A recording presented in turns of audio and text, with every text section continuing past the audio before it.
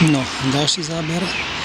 Bratislavy zatopenej z hradu. Naľavo vidíme dom svätého Martina, kde sa korunovali od porážke v bitke pri Moháči uhorskí králi.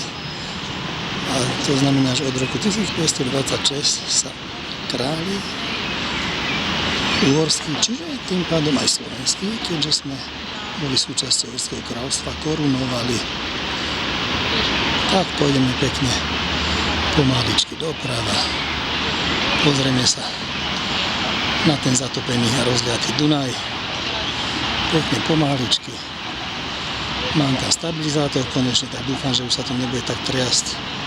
Tak naposledy v Tatrách z Malej Svišťovky.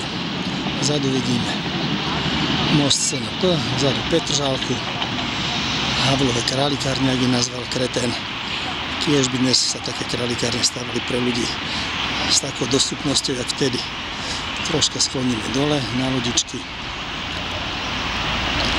Nábeh na most.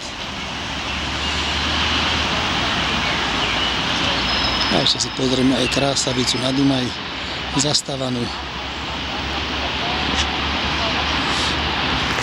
Približíme troška. Sa nám to asi rozostrí.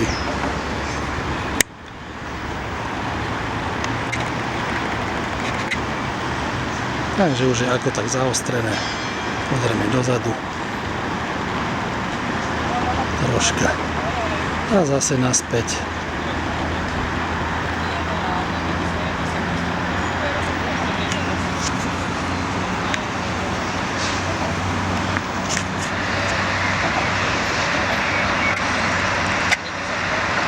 Zaostríme na most, zadu obláčky a vypneme.